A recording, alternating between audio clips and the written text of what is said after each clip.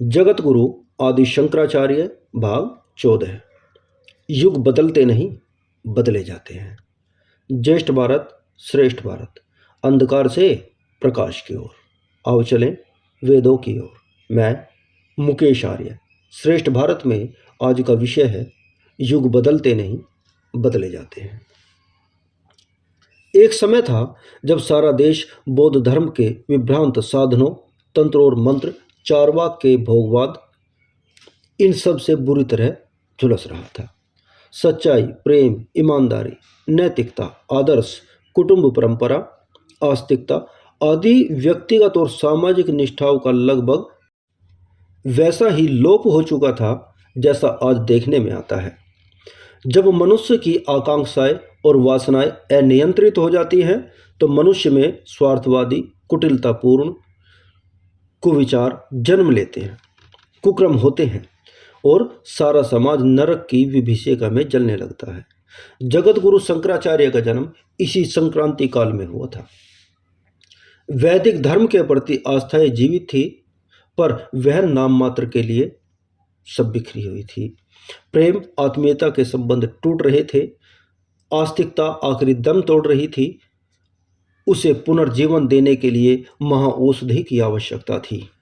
ऐसे लोगों की आवश्यकता थी जो धर्म और संस्कृति के आदर्शों की स्थापना के लिए अपनी सुख सुविधाओं का परित्याग कर सकें। एक ही लक्ष्य की ओर बढ़ते रहते हैं और उस पथ पर जितनी बाधाएं आती हैं उन्हें वे सच्चे योद्धा की तरह सहन करते रहते हैं। उन लोगों को संगठित कर शक्ति देना एक बड़ा काम था जिसे शंकराचार्य ने एक व्रत की तरह आजीवन निभाया। उन्होंने अपने आप को तपाया, विपरीत परिस्थितियों में जीवन जीने का अभ्यास किया, जिससे उनके मन में लौकिक आकर्षण नष्ट हुए और आध्यात्मिक का विशुद्ध स्वरूप, जिसे मोक्ष या मुक्ति भी कहा जा सकता है, साफ निखर कर आया। पर उससे भी बड़ा काम यह था कि जो थोड़ी बिखरी लोक निर्माणकारी शक्तियां थी उन्हें बल मिला। ऐसे लोगों की आत्मशक्तियां भी जागृत हुई, जिससे कमजोर दिखाई देने वाले सत्प्रवृत्ति वाले लोग सशक्त और बलवान जान पड़ने लगे। इससे बुराइयों के विरुद्ध एक संगठित मोर्चा स्थापित हुआ। जब जब विचारवान व्यक्तियों ने ऐसे संगठन किए हैं, संसार को नव जीवन मिला है और युग का प्रत्यावर्तन हुआ है। शैल पर्वत से उतरकर आचार्य जी ने अपना संपूर्ण समय संसार को प्रवचन और साहित्य के माध्यम से प्रौढ़ विचार देने और संगठित सजीव करने में लगाया। गोकर्ण, हरिशंकर और श्रीवली आदि स्थानों से उन्होंने कुछ संस्कारवान व्यक्तियों को ढूंढा और उन्हें अपने समीप रखकर आध्यात्मिक जीवन के सांचे में ढालकर उन्हें लोक शिक्षण के लिए नेतृत्व की क्षमता प्रदान की। हस्तामलक, गिरि, पद्मपाद, मंडन मिश्र, टोटकाचार्य, समित्यपाणि, चिंदविलास, ज्ञानचंद, विष्णुगुप्त, शुद्ध कीर्ति, मानवमरीचि, कृष्ण दर्शन, बुद्धि विरंची, पादसुदांत, आनंदगिरी आदि अनेक प्रबुद्ध और विचारशील व्यक्तियों को एकत्रित किया। इनमें से कई अल्प क्षमता वाले भी थे, पर जब वे आचार्य जी के संपर्क में आए और उन्होंने आत्म साधना द्वारा अपनी सुप्त शक्तियों को जगाया तो वही छोटे व्यक्ति बड़े काम के बन गए। इन्हीं से योगी, ज्ञानी, भक्त, संत और विद्वान निकल पड़े, जिन्होंने शंकराचार्य के वैदिक धर्म और अद्वैत विचारों को देश देशांतरों तक पहुंचाया। इन शिष्यों ने बाद में कई मार्गदर्शक ग्रंथ भी लिखे, जिसमें से नैष्कर्म सिद्धि, सुरेश्वर वैशिकी, तैत्रीय उपनिषद, भाष्य और कण्व शाखा के उपनिषद पर वार्तिक बहुत प्रसिद्ध हुए। इन व्यक्तियों का आत्मज्ञान भी बहुत प्रशंसनीय था। जब सारा संसार स्वार्थ, लोभ, मोह और कामना की पूर्ति में ही आकंठ डूबा हुआ हो और समाज का पतन, अव्यवस्था तेजी बढ़ रही हो, तब अपने स्वार्थ और आत्म कल्याण का परित्याग कर लोक सेवा, जन मार्गदर्शन के लिए तत्पर होने का पुण्य किन जागृत आत्माओं द्वारा ही हो सकता है। यह आत्माएं ऐसी ही थी। जब जब ऐसी उत्कृष्ट अंतःकरण वाली आत्माओं का आवरण होता है, धर्म, जाति और संस्कृति को नवजीवन मिलता है। इन लोगों के त्याग, तप और निष्ठाओं को देखकर राजाओं, सामंतों और साधन संपन्न व्यक्तियों की आत्माओं में भी उन्हें कचोटा। वे भी आगे आए और इस तरह जगत गुरु शंकराचार्य के साथ सुधार और सत्प्रवृत्तियों का बादल उमड़ पड़ा। उसने समाज के कुसंस्कारों को मलमल कर धोया। कहीं संघर्ष हुए, कहीं विध्वंस, बैर और विरोध भी खूब डटकर हुए, पर आखिर प्रकाश प्रकाश है और अंधेरा अंधेरा ही। धर्म सनातन सत्य है। ईमानदारी, प्रेम, सद्भावना, सद्व्यवहार, आत्मा और स्वाभाविक और सनातन आकांक्षाएं हैं। दुर्जन लोग इन्हें थोड़े दिन तक तो दबा सकते हैं। सच्चे अध्यात्म का प्रकाश जहां फैलने लगता है, वहां अंधकार देर तक टिक नहीं पाता। जगत गुरु शंकराचार्य ने धार्मिक पुनरुत्थान का जो व्रत लिया था, वे आजीवन उसी के लिए सोचते, विचारते और काम करते रहे।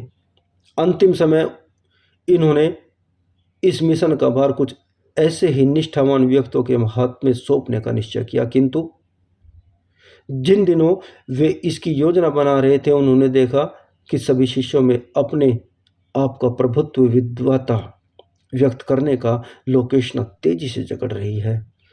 संसार में अभिमान बड़ा कठिन और पतनकारी गुण है। वह जब मस्तिष्क में आता है तो लोक सेवा का उद्देश्य भी स्वार्थ और प्रवंचना का घर बन जाता है। पद्मपाद, गिरि आदि शिष्यों में इस तरह की प्राथमिक अंकुर निकलने जगत गुरु ने पूर्व में ही देख लिए थे। इसलिए उन्होंने महत्वपूर्ण कार्यों का भार उन लोगों को दिया जिनमें विद्वता की ठेस की अपेक्षा भावुकता और कर्मनिष्ठा का भाव अधिक था। इससे दूसरे शिष्यों में भी अनुभव किया कि अहंकार और लोकेशना का भाव न केवल जन नेतृत्व के लिए विश्वत है, वरन उससे अपना आपा भी दलित होता है। इस तरह संभलते हुए शिष्यों ने जब पूरी तरह मिशन को फैलाते रहने का भार अपने कंधों पर उठा लिया, तब जगत गुरु शंकराचार्य को भी बहुत संतोष हुआ। शिष्यों को कई बार ऐसे भी अवसर आए जब उन्हें उनके सगे संबंधियों ने ही धोखा दिया।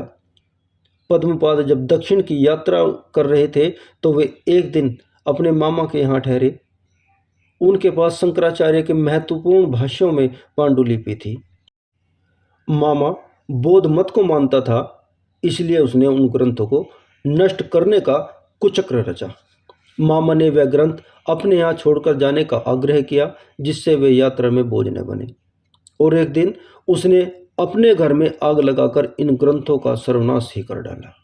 यह तो भला था कि उसके अध्याय शिष्यों ने रट रखे थे, उससे उन्होंने उन ग्रंथों को फिर से तैयार कर लिया, पर इससे उन्हें एक शिक्षा मिली कि महत्वपूर्ण कार्यों में संलग्न होते समय सावधानी और सतर्कता न रखी जाए तो धूर्त लोग कभी भी अनिष्ट कर सकते हैं।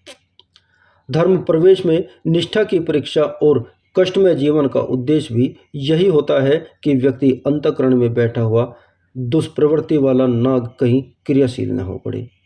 इस तरह भगवान शंकराचार्य ने आजीवन परिश्रम और तप कर युग को एक नई ऊर्जा प्रदान की, जिसके बाद सारे देश में प्रकाश की तरह फैल गया। जगत गुरु इसलिए वैदिक धर्म के पुनरुद्धारक कहे जाते हैं।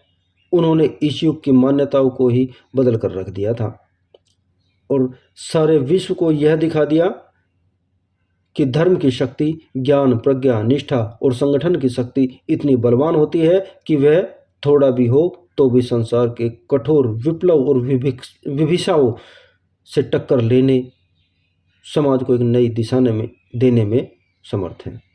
यह कार्य उस युग के लिए वरदान था, तो इसी युग के लिए जनक्रांति एवं मार्गदर्शक है, जिस पर आरूढ़ होकर नए युग का परिवर्तन किया जा सकता है। इस भाग में इतना ही। अगले भाग में महापुरुष का महाप्रयाण। नमस्ते जी।